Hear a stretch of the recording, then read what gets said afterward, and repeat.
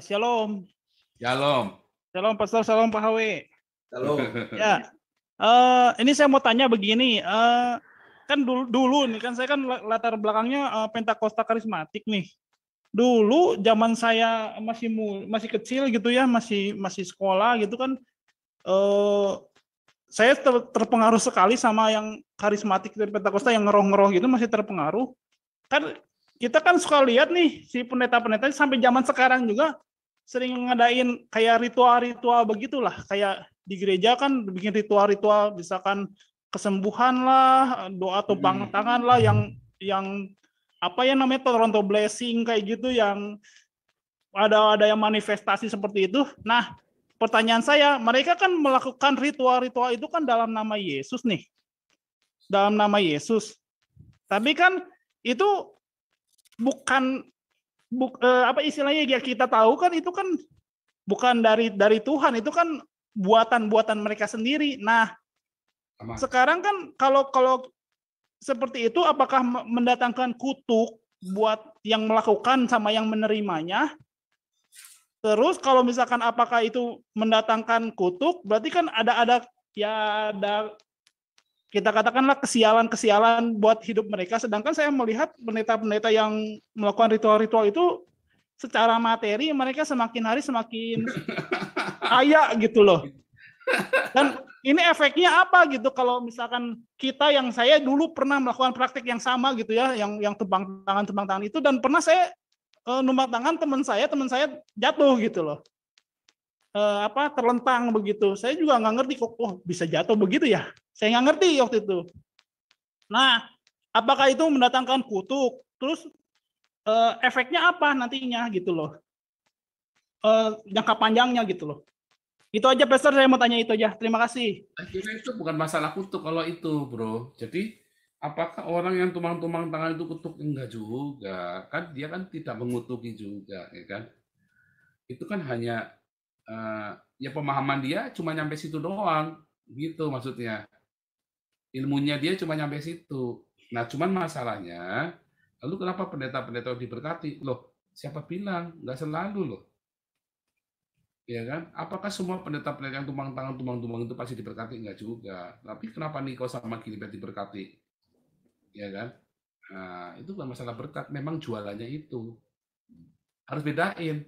Nah, kalau gitu dia bohong dong, nipu kok diberkati. Loh, itu waktu dia tumpang tangan itu bukannya nipu, dia juga percayanya itu, dia taunya itu, diajarinnya itu dulu. Bukan nipu juga. Yang dimaksud nipu adalah ketika dia suruh orang kasih duit ke gereja, lalu duitnya buat dia foya-foya, orang miskin sama jemaat miskin nggak ada yang dirawat. Itu sebabnya kita tuh ya yang di komunitas kita ini, kita lagi berpikir ya bagaimana caranya nih kita bisa bantu sesama jemaat, sesama orang Kristen yang ada di komunitas kita.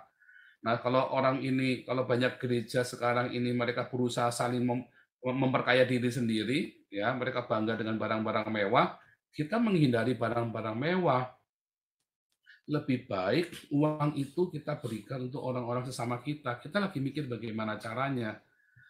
Nah, orang-orang ini kan kayak tadi yang Pak Hawi bilang tadi ya, setelah dia masuk ke saya, ya, orang-orang itu disuruh memberi kepada Tuhan. Kamu harus memberi kepada Tuhan, maksudnya memberi kepada pendeta. Tapi harapan jemaat, si pendeta ini kan mengelola kemudian untuk pemberitaan Injil, untuk bagi orang miskin dan sebagainya kan. Tapi kan akhirnya kan gadikan seperti itu. Nah, disitulah kutuknya. Disitulah salahnya. Itu yang dimaksud. Begitu, Bro Wen. Oh, jadi kalau misalkan mereka kan gitu melakukan ritual-ritual seperti itu, terus pakai nama Yesus, tidak ada efek apa-apa atau gimana, Pastor? Karena mereka juga nggak ngerti, dan itu juga tidak mencelakakan. Yang mencelakakan adalah ketika kemudian dia dibawa bukan kepada Tuhan yang sejati, tapi Tuhan ilusi. Tapi apakah yang orang ketawa-ketawa atau bahasa roh itu salah? Enggak juga. Ada yang dari Tuhan beneran banyak loh. Ya, saya nggak anti ya, karena saya pun berbahasa roh. Cuma saya nggak suka mengumbar, dan saya melarang orang dalam komunitas kita mengumbar bahasa roh. Apapun jenis bahasa rohmu, gayamu. Dan saya juga nggak bisa mengajari, itu gantung yang roh itu berikan kepadanya. Nah, kita taunya kalau kita ketemu, ya kan? Dan bagaimana buah-buah kehidupan dari kehidupan kita, buah-buah itu buah jasma, buah jiwa-jiwa dan buah roh kan? Itu Hmm. masalahnya Bro Wen. Nah, sekarang apakah pendeta-pendeta ini terkutuk? Ya enggak ya. Karena pendeta-pendeta ini yang membawa ke ritual-ritual itu banyak dan mereka tulus.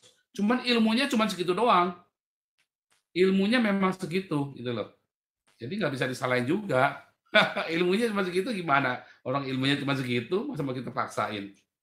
Terus saya ada pengertian begini, Pastor. Kalau misalkan ada pendeta nih, wah pendeta ini jago kesembuhan nih, di mimbar dia tumpang tangan terus orang sembuh gitu. Ceritanya dia jago soal kesembuhan. Nah, yang jadi heran itu kan gereja-gereja kan akhirnya kan ngundang pendeta ini, nanti ada KKR kesembuhan, ngundang si pendeta X. Nanti pendeta X ini keliling-keliling gereja tuh untuk seminar kesembuhan gitu, konser kesembuhan gitu loh. Nah, yang saya jadi apa ya, jadi pemikiran saya begini, kok jadi satu orang ini yang jadi one man show-nya gitu loh.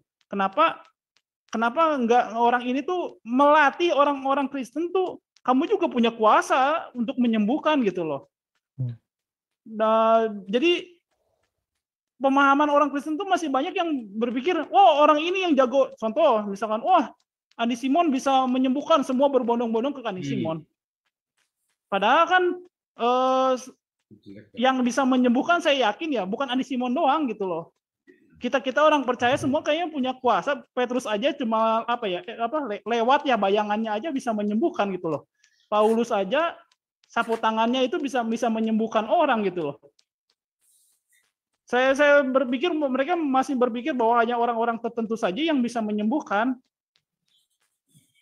Itu yang jadi keberatan saya sebenarnya, kenapa harus terfokus pada satu orang-orang tertentu itu saja gitu loh. Gitu aja, Ya, Pastor. Thank you ya. betul. Jadi mengapa begitu ya? Jadi itu bukan itu adalah kesalahan ya dari gini. Hamba Tuhan itu kan Paulus kan berkali-kali bilang ya, teladanilah aku seperti aku meneladani Kristus kan. Tapi untuk memuridkan orang itu, mereka, oh saya muridkan, tapi berani nggak dia berkata teladanilah aku? Nggak berani. Akhirnya mendingan one man show aja deh. Banyak orang menghindari dari teladan ya. Kita itu harus menjadi teladan bagi di bawah kita loh. Bagi orang-orang yang kita injili, yang kita muridkan, yang kita gembalakan. Tapi kan jangan ikutin saya, ikutin Tuhan Yesus saja, kata pendeta gitu kan. Itu kan rendah hati yang sombong. Seakan-akan dia berusaha merendah hati, jangan pandang saya, pandang Tuhan. Nggak bisa. Kita ngomong, kamu pandang Tuhan saja, jangan pandang manusia. Kita boleh ngomong begitu. Tetapi kita nggak boleh, kamu jangan lihat saya. Lihat Tuhan Yesus, nggak boleh. Kamu lihat saya seperti saya melihat Yesus. Itu yang sulit itu loh. Makanya banyak orang tidak bisa mengimpartasikan, meneruskan estafet itu, urapan itu kepada orang lain. Nggak rela juga kan kalau Anda disaingi kan. Masalah uang lagi kan akhirnya kan. Tapi kalau hamba-hamba Tuhan yang ngerti, ya, misalnya kayak saya nih, saya kan tiap minggu pengen semua yang ikut kelas evangelis mulai khotbah, ya. Tapi sekarang baru seminggu sekali. Saya nanti mau tak banyakin lagi. Saya ingin semua mulai aktif, mulai belajar, sharing. Khotbah itu bukan khotbah yang Anda lebih pintar daripada orang, enggak ya. Tetapi ada cerita yang Anda alami dengan ayat itu kepada saudara-saudara kita yang lain. Bukan berarti Anda lebih hebat, enggak. Itu konsepnya itu harus dihapuskan dari pikiran Anda ya. Kalau khotbah berarti Anda lebih hebat daripada yang dikhotbahi. Enggak, itu khotbah. Karena kalau lagi embun pagi, Anda cerita, Anda share apa yang Anda alami dengan ayat itu. Nah, makanya saya suka sekali gini ya, banyak orang tidak ngerti kalau Anda memuridkan, ya, Anda kan lebih maksimal hidupnya.